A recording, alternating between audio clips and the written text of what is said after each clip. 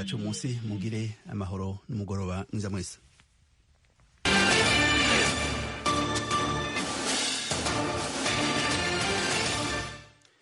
Iyi ni radio ijwi ya Amerika. Ibintu bimwe kugira ngo muronye umwimbo munini mushobora gushora hanze.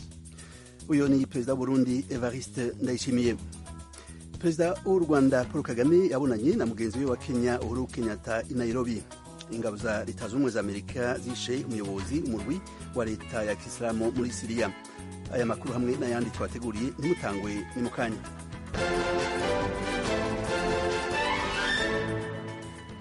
Amakuru avugwa hirya no hino ku isi. Ingabo za Leta Zunze Ubumwe za Amerika zishe umuyobozi umurwi wa leta ya Kisilamu muri Syria. Ibindi kuri inkuru Thomas Kamirindi.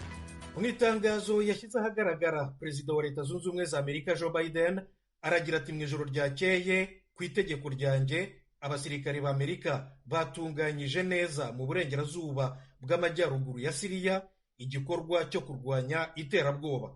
Mu mirwano twahitanye Abu Ibrahim al-Hashimi al-Kureishi, umuyobozi wa ISIS.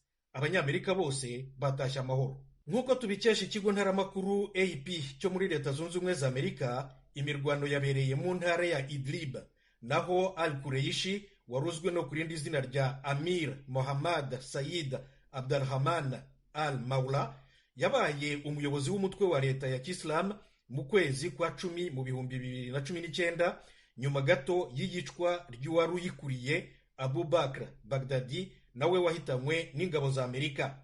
Al-Kureishi mu ijoro yumvise abasirikare ba Amerika bagiye kumugeraho, yiturikije n'igisasu apfana n'abantu bo mu muryango we.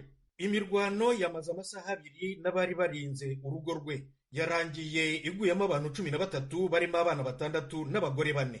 Naho ikigo ntaramakuru Reuters cyo mu Bwongereza kivuga ko abasirikare ba Amerika babanje gukoresha indangururamajwi babwira abagore n'abana guhunga hakiri kare.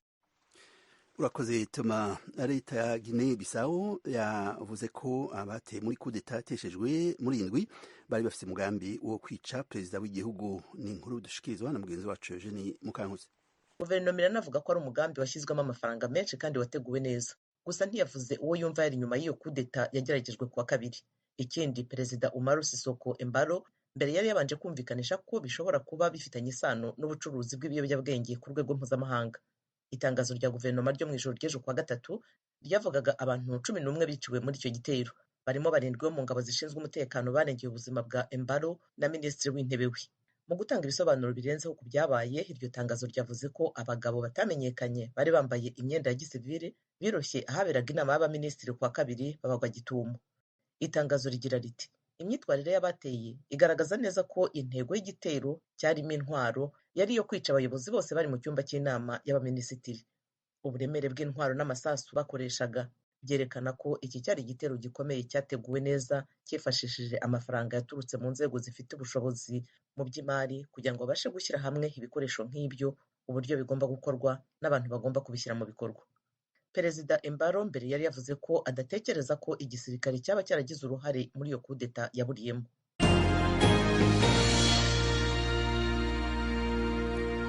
Abakuru b'ibihugu by'ishyirahamwe ryo gufashanya mu by'ubutunzi by'ibihugu byo muri Afurika y'Umurengero CEDEAO bari mu nama yihutirwa Accra muri Ghana ku bibazo vya coup d'etat zisa n'izishaka kuba ndanse mu karere kabo. Idonido y'inkuru Thomas Kamirindi. Akarere ka CEDEAO kabayemo coup d'etat enye mu mwaka umwe n'igice, 2 muri Mali, imwe muri Guinea n'indi imwe muri Burkina Faso, niya gatanu yapfubye muri Guinea Bissau ejo bundi kuwa kabiri. Afungura inama y'Accra, umukuru w'igihugu cya Ghana ari nawe perezida wa CEDEAO Nana Akufo-Addo yavuze ati coup d'etat zimaze kuba nka serwakira, tugomba kuzihagarika twese dufatanyije kandi tubishyizemo imbaraga mbere y'uko zisenya akarere kose. Yasobanuye ko inama yiga no ku mpamvu ziri mu karere zatumye abasirikare bashaka gukora coup d'etat. CEDEAO yahagaritse Mali, Guinea na Burkina Faso mu banyamuryango bayo. Kuri Mali yongereyeho n'ibihano biremereye cyane birimo gufatira umutungo wayo no kuyifungira imipaka n'amasoko y'imari. Ikigo ntaramakuru AFP cyo mu Bufaransa kivuga ko abakuru b'ibihugu bya CEDEAO uyu munsi bafashe icyemezo cyo kuba baretse gufatira ibindi bihano biremereye Burkina Faso. Urakoze Toma. Ishirahamwe ryo kwivuna abansi ry'ibihugu vyo mu buraruko bw'ibahari Atlantique OTAN byakiriye neza ingingo ya Amerika yo kongereza igitigiri c'abasirikare bayo mu buseruko bwa Buraya. Ni inkuru dushikirizwa na mugenzi wacu Diane Ninahazwe. Umunyamabanga mukuru wa OTAN yabwiye amenyesha makuru kwishira hamwe aramutswa yiteguriye guhangana n'ibikorwa vya gisirikare Uburusiya bushobora gukora, ariko kandi anasigura ko ridashira kure n'inzira y'ibiganiro vyo vyari inyishu ya kidiplomasiya ku kibazo c'Uburusiya bushobora gutera Ukraine umwanya n'umwanya. Umuvugizi wa leta y'Uburusiya Peskov nawe yabwiye amenyesha makuru ko ingingo ya Amerika yo kurungika abandi basirikare bayo ije kunyura icuka kibi mu karere. Amerika ejo kuwa gatatu niho yemeye ko igiye kurungika izindi nteko 2,000 mu karere ko mu buseruko bwa Buraya, mu gihe OTAN uno musi yongeye kugabisha Uburusiya ko buhirahiriye bugasotora Ukraine buzohura n'ingaruka butazokwitura. Mu bihano Amerika n'ibihugu vyo mu burengero bicuditse nayo bikangisha gushira ku Burusiya harimo ibihano vy'ubutunzi. Amerika n'ibihugu vya Somambike vyayo vyo mu burengero vyemeza ko micungararo y'umupaka wa Ukraine hari abasirikare b'Uburusiya barenga 100,000 bashobora kuvogera Ukraine. Uburusiya bwo yamara buhakana bwivuye inyuma ko atamugambi wo gutera Ukraine bufise.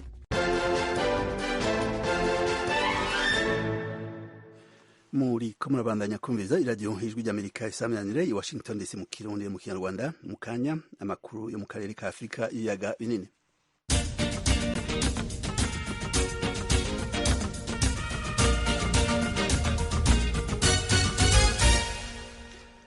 Claude Misare, umudepite mu nama nshingamateka ya Repubulika ya Demokarasi ya Kongo, yandikiye umunyamabanga mukuru w'ishirahamwe mpuzamakungu ONU ikete rigaragaza uruhara rw'Uburundi mu bwicanyi buriko bukorerwa abanyagihugu b'abasivile mu misozi ya Uvira, Fizi na Mwenga iri mu ntara ya Kivu yo mu manuko.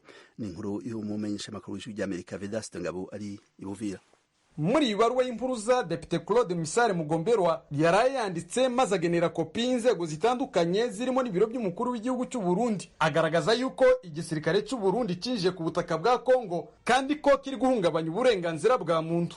Muri iyo baruwa avuga yuko imigwano imaze iminsi ibera mu misozi ya Uvira na Mwenga hagati y'igisirikare cy'u Burundi n'inyeshamba za Red Tabara zigwanya ubutegetsi bw'u Burundi yagize ingaruka zikomeye ku baturage. Avuga yuko mu mezi abirashize abantu barenga 70 bamaze kwicwa, imihana irenga 17 iratwikwa ndetse n'inka nyinshi ziranyagwa. Gusa iyi mibare y'abo baturage bishwe uyu mudepite atangaza nta rundi ruhande rwa leta cyangwa se imiryango yigenga yari yayemeza, bitewe nuko nta matoza arakogwa kandi ko aho intambara ziri kubera imirongo ya telefoni itagerayo. Depite Misale akomeza kugaragaza mu rwandiko rwe ko igisirikare cy'u Burundi gifatikanyije n'abagwanyi bagizwe n'imitwe ya Twigwaneho na Gumino igizwe n'insorensore zo mu bwoko bw'abanyamurenge biri kugwanya inyeshamba z'abarundi za Red Tabara. Mu cyumweru gishize Minisitiri w'Ingabo mu Burundi Alain Tribert Mutabazi binyuze mu kiganiro yagiranye n'itangazamakuru yakanye yuko nta basirikare b'u Burundi bari muri Kongo.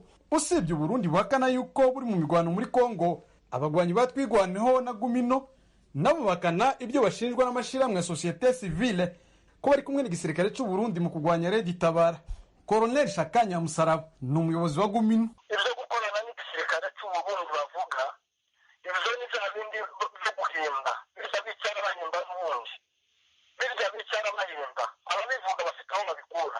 Ibyo nihorere aho mbandwanira simandwana amajoro ngo kumanywa ko ndanyika ko ndarwana ku manywa y'ihangu. Ababikeneye bazoze barebe ingabo mfite hano izo arizo.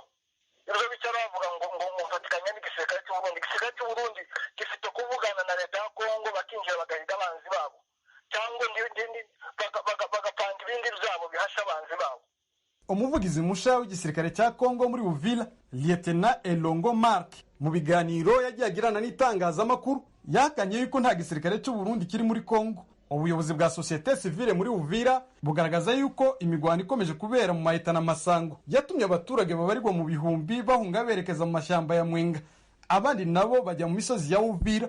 Pierre Kaluban ni umuvugizi w'abanyintu muri Uvira na Mwenga. Abaturage abaturage bahunye bakwiye imishwaro cyane, bamwe bagana muri sheferi ya Lwindi groupe ya Kigogo ahantu yitwa Kangova, abandi baja muri Fori Ditombwe, baja za Rubumba, abari bavuye za Rubuga baja za Rubumba, abandi bafata Shongo, abandi baja ahantu hitwa ngo ni Nyanjare ya kuri Nyamara. Niho abantu buzuye benshi cyane kandi bafite ifashanyo habe n'imwe, bafite ibyo kurya, bafite kikamera kimwana munyamakuru cyane bafite, bari ku misozi gusa, bavuze habe n'amashitingi yo kubamo. Si ubwa mbere igisirikare cy'u Burundi gishinjwa kurwanira ku butaka bwa Kongo ariko kikabihakana. Vedaste Ngabo ku bwaradijwi rya Amerika, Uvira Mutara Kivuye. Urakoze Vedaste. Mu Burundi umukuru w'igihugu Evariste Ndayishimiye yabonanye kuri uyu wa kane n'abaserukira urwaruka rwikorera utwabo mu gihugu cyose. Iri huriro ryabereye kuri stade Intwari mu gisagara ca Bujumbura, mu murwa mukuru w'u Burundi.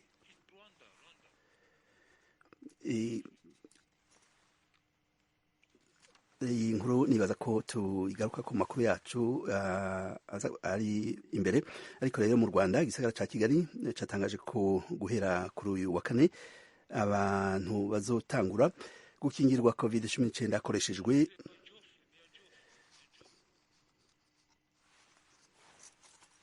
iyi nkuru nibaza nayo nyene ko yagoranye. Reka tugaruke ku nkuru y'u Burundi, ndabona ko mu vyuma iyo nkuru itari yabonetse. Tukivuga rero mu Burundi umukuru w'igihugu Evariste Ndayishimiye yabonanye kuri wa kane n'abaserukira urwaruka rwikorera utwabo mu gihugu cyose. Iri huriro ryabereye kuri stade Intwari mu gisagara ca Bujumbura, umurwa mukuru w'ubutunzi. Umumenyeshamakuru w'ijwi ry'Amerika Pierre Claver niyo nkuru niwe adufitiye iyi nkuru. Urwaruka rurenga ibihumbi 200 nibwo rwitabiriye ihuriro rigira kabiri ryabereye mu gisagara ca Bujumbura kuri uyu wa kane, rigenewe abakiri bato bikorera utwabo. Umukuru w'igihugu Evariste Ndayishimiye yitavye iryo huriro akanaryugurura ku mugaragaro. Yavuniye akagohe uwo rwaruka agwereka ibisata bitararonka ababishiramwo imitahe yagije. Amazi y'u Burundi genda wimbe ariho hose ucugira Rusengo uza gusanga ari amazi anyobwa adahinguwe. Shaka mufate i Dubai muze murabe iritiro y'amazi igugwa ngahe. Igugwa amahera aruta ayo we ugurira iritiro ry'igitoro ngaha mu Burundi. Kubera ata Murundi arashora ayo mazi. Uburundi bumerako vyose bugaca bugira imvura, none kubera iki uburimyi butotubesha. Abanyamahanga bose bobuhurumbira. Ndabasavye ntihagire umurundi azosubira gutuka igihugu ciwe. Urazotuka umuntu muga ntuzotuka igihugu cyawe. Mu Burundi ni igihugu abasaza bo kwisi yose bashaka kuza kuruhukiramwo. Dufise amariba y'amazi y'amashuha 26 muri iki gihugu. Nimwiyumvire twoyatunganya. Murazi ko ajya amazi ari umuti. Ndababazwa cyane n'abiyita abagwizatunga biriko barimba ubutare bw'u Burundi babujana hanze kubugurisha, ntitwigere tubona ihera ryinjiye mu Burundi. Rumwe mu rwaruka rwafashe ijambo rwashikirije intambamyi bahura mu migambi yabo yo kwiteza imbere no guteza imbere igihugu. Muri izo harimo amakori y'umurengera, kubura imitahe n'ibindi. Hoba exoneration ku matax kuba entrepreneur tukiri bashasha, kubera ko rimwe na rimwe usanga amatax cyangwa ama impôt ari menshi ku mu jeune entrepreneur agitangura. Hari ama entreprise ashobora kuvuka mais d'ici une année ugasanga nta yagihari. Ntituvuze ngo mukureho, ariko mu myaka ya mbere murabe mudutezurire. Umushikiranganje w'ubudandaji n'amahinguriro Chantal Nijimbere arafise ica hano rugwaruka kugira ngo rurengere izo ntambamye, harimo kwijukira gukorera hamwe no gukoresha ibihingurirwa mu Burundi, made in Burundi. Mumenyane, mufashanye, mugire échange d'expérience, mushobore kuzamurana, mongere mushigikirane. Tukishorera twebwe nyene, tugashorera ibyaranguwe n'urundi rwaruka bene wacu. Nta kibuza yuko n'imiburiburi ayo machips duhingura, ayo maju duhingura, none ko turi 60% des consommateurs. Habuziki kugira ngo tube 60% de la clientèle de nos produits. aho niho hari akabazo. Umukuru w'igihugu Ndayishimiye yabemereye ko intambamyi zimwe zimwe agiye kuzitorera umuti. Turiko twubaka bijya bigo byo gukarishiriza ubwenge ugwaruka. Ikigo ca mbere turizeye yuko uwo mwaka uzohera catanguye gukarishiriza ubwenge ugwaruka rwa mbere, exoneration.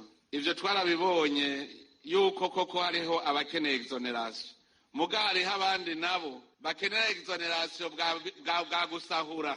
Natanze akarorero k'amashirahamwe ashika 50 yarose exoneration y'imiliyaridi 96, muga muri imyaka 3 iheze ntibarigera batanga amakori ashika n'imiliyaridi 3. Ubu tugira dushireho umugwi uzosuzuma neza ibijanye n'ama exoneration kugira ngo exoneration ironkwe koko n'ugiye kugwiza umwimbu afitiye akamaro igihugu. Ikindi no basaba murakwiye rero ko mwoza muragira urunani rw'abahingura ibintu bimwe kugira ngo muronye umwimbu munini mushobora gushora hanze. Ikindi nuko mu bijanye n'uburimyi n'ubworozi cyane ndetse namwebwe mugira amahinguriro, leta itegerezwa kubaha aho mushinga amahinguriro yanyu cyane mukorera ibikorwa byanyu bijanye n'uburimyi. Rusansuma iheruka yakozwe n'ikigo cy'igihugu kiraba ibiharuro bikoreshwa mu migambi ya leta Istebu yerekana ko Uburundi bugizwe n'ibice birenga 60% vy'ugwaruka.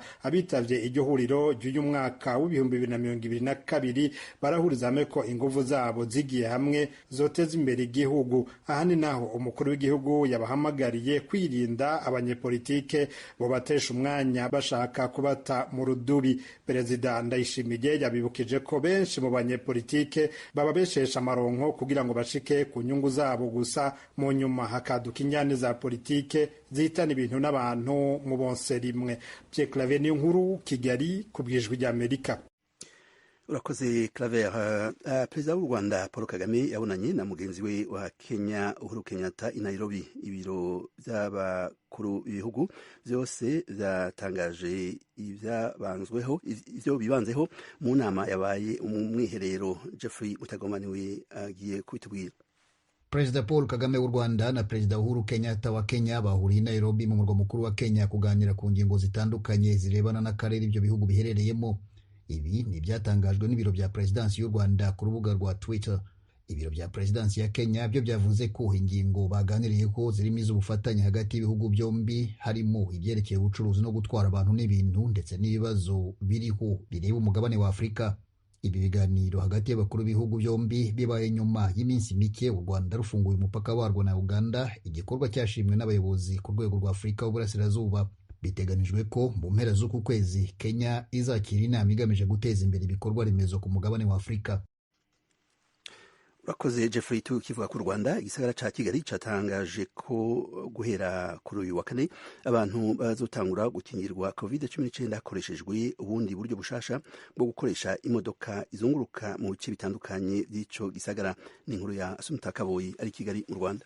Itangazo ryasohowe n'umujyi wa Kigali kuri uyu wa kane risobanura ko imodoka irimo ibikoresho byose byifashishwa mu gukingira igenda izenguruka ahantu hasanzwe hahurira abantu benshi, aho yabaga ihisemo guhagarara nko ku byapa by'imodoka zitwara abagenzi.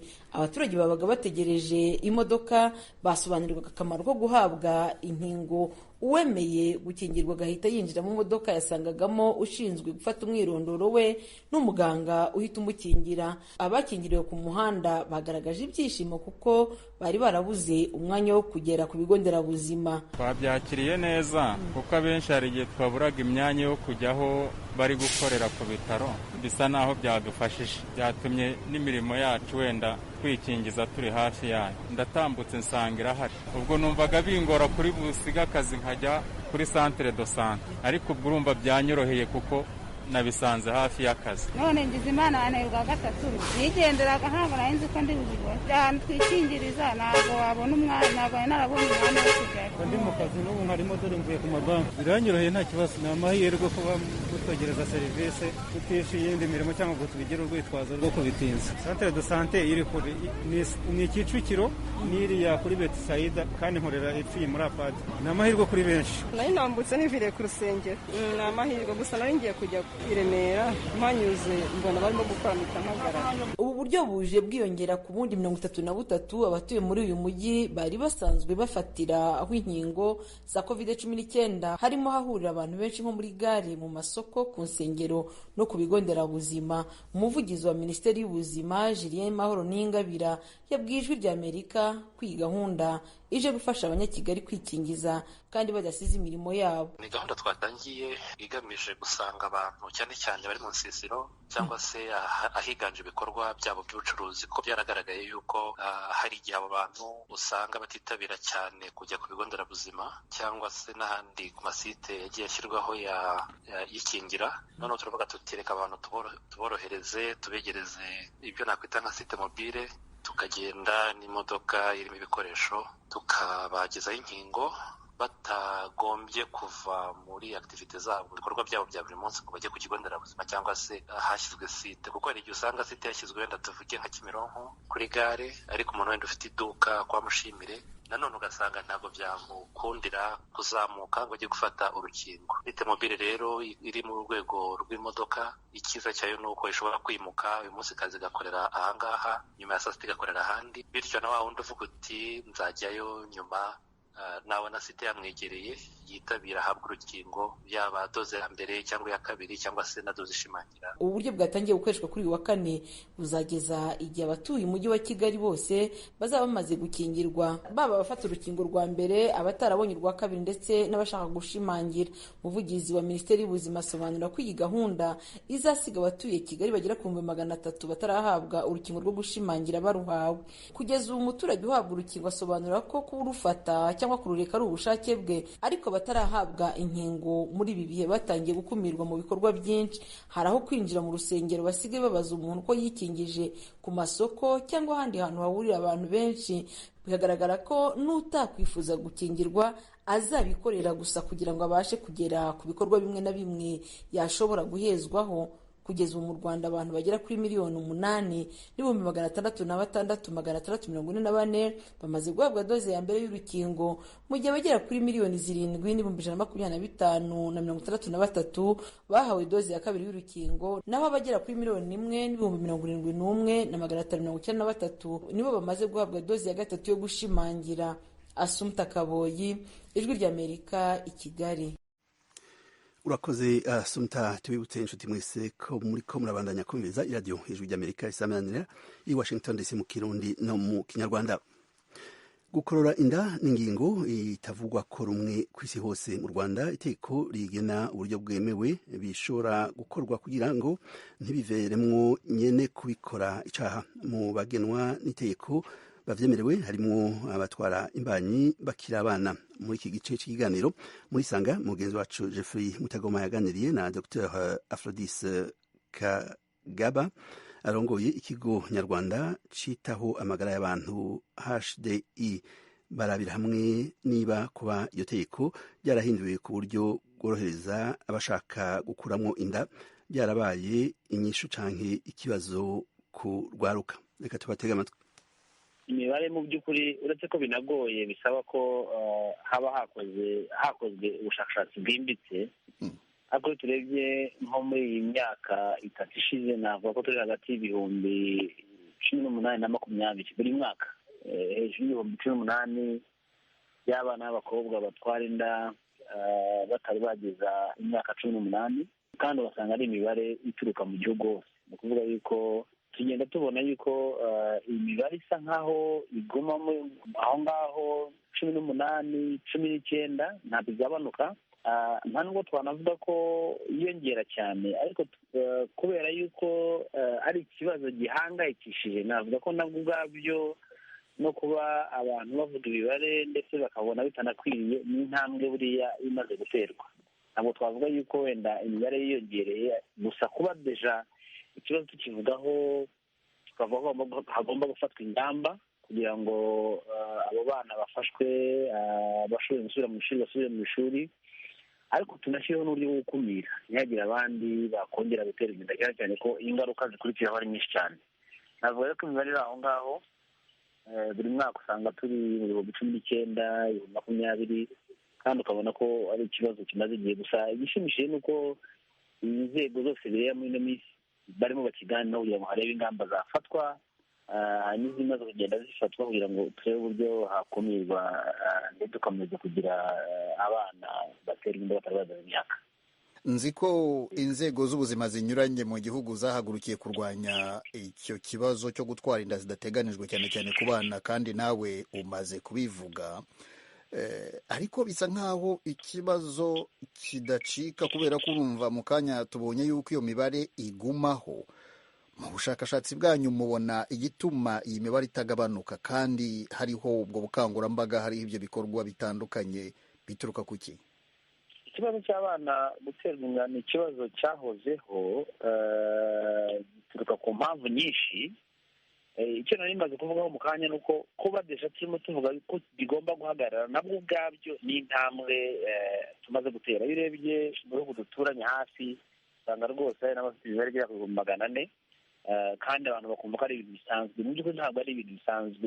Igihugu, inzego z'ubuzima zigomba gushyiraho uburyo bukumira abana ntibabe batwaye. Hari impamvu rero nyinshi. Za mbere hari abana basambanywa, twita gusambanya abana, ndetse hari n'abaziterwa na bagenzi babo ku mpamvu z'ubukene, ku mpamvu z'uko banabishatse bagakora imibonano mpuzabitsina, noneho hakavamo za nda zifuzwe. Ahantu navuga bishingiye cyane cyane ni ku bumenyi budahagije bujyanye n'ukuntu umuntu yakwirinda niba anakoze imibonano mpuzabitsina akayikora ikingiye cyangwa se akayikora afata uburyo butuma adasama, kuko ubwo buryo burahari.